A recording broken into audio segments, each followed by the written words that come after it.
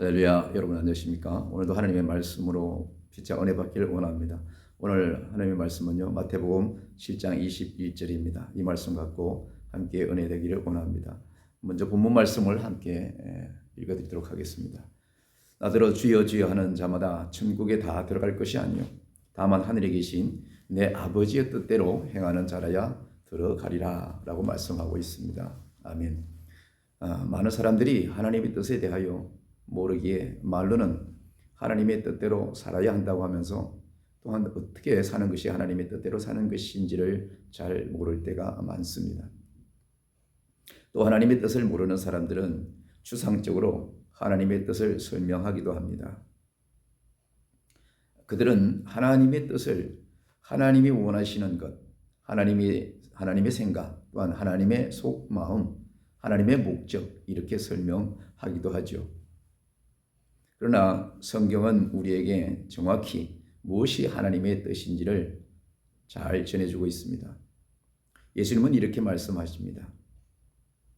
너희가 하나님의 뜻을 행하기를 원한다면 내 말이 어디서 왔는지를 알면 된다고 말씀하고 계십니다. 주님을 통하여 주신 그 하나님의 말씀을 실천하면 하나님의 뜻을 행하는 것이라는 의미가 담겨 있습니다.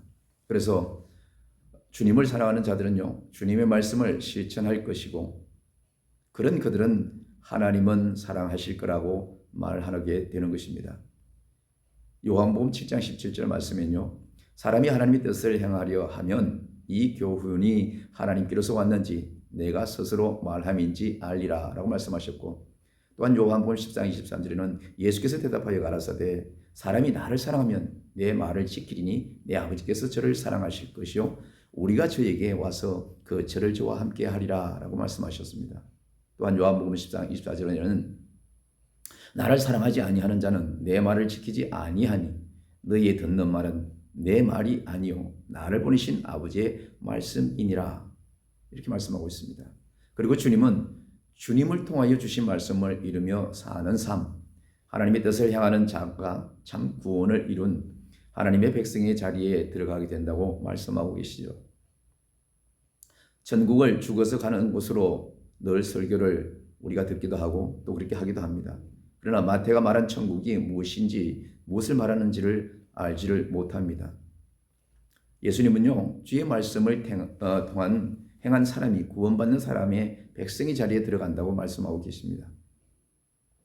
하나님의 말씀을 지키는 사람이 참 구원을 이룬 자리에 들어가게 될 것이라고 말씀하신다는 것이죠. 주님은 하나님의 뜻을 행하는 자가 내 형제요, 자매요, 모친이라 했습니다. 같은 의미가 아니겠습니까? 하나님의 뜻을 행하는 자가 참 구원을 이루고 하나님 백성된 사람이라는 의미가 된다는 것이죠. 그래서 이 마태는 마태복음에서 주님이 그것을 말씀하셨다고 잘 소개하고 있습니다. 마태복음 7장 21절 말씀입니다. 나더러 주여 주여 하는 자마다 천국에 다 들어갈 것이 아니요 다만 하늘에 계신 내 아버지의 뜻대로 행하는 자라야 들어가리라. 뿐만 아니라 마태복음 12장 50절에는요 누구든지 하늘에 계신 내 아버지의 뜻대로 하는 자가 내 형제요 자매요 모친이라 이렇게 말씀하고 있습니다. 마태복음 3장 35절에는요 이렇게 말씀하고 있습니다. 누구든지 하나님의 뜻대로 하는 자는 내 형제요 자매요 모친이라. 주님이 이 땅에 오셔서요 주신 말씀들 그것이 하나님의 뜻인 것입니다. 그리고 그것을 행할 때에 참 구원을 이루고 하나님 백성의 자리에 머물게 된다는 그런 의미가 되는 것입니다. 이것을 사도 바울은 하늘의 시민권을 가졌다고 말합니다. 잠시 마태복음의 구성을 살펴보면 더 이해가 더 쉽게 될 수가 있습니다. 마태는요 마태복음 5장 25장을 다음과 같이 구성하고 있습니다. 마태복음 5장에서 마태는요 8가지 계명의 말씀을 소개하는데요 그것을 지키는 자들이 복이 있다 이렇게 말하고 있습니다. 그 이유는 그 말씀들을 행할 때에 구원받은 천국 백성이 되기 때문이라는 것이죠. 그리고 마태복음 6장 7장에서는 구약과 신약에서 주님이 주시는 말씀과 비교하는 그런 말씀들을 잘 소개하고 있습니다. 그리고 마태는요 7장 끝에 가서 잠시 그 하나님의 말씀을 지켜야 참 구원을 이루고 하나님의 백성의 자리에 나아갈 수 있다고 설명을 하고 있습니다. 그리고 마태는요, 다시 8장에서 25장까지 다시 하나님께서 어떤 말씀을 주셨는지 계속해서 소개를 반복하고 있는 것을 알 수가 있습니다. 이 구성을 이해하면 마태가 전하고 싶어하는 복음을 바로 이해할 수가 있다는 것입니다. 오늘 성경이 말하는 하나님의 뜻은요, 주님을 통하여 자기 백성에게 주신 계명의 말씀을 말합니다.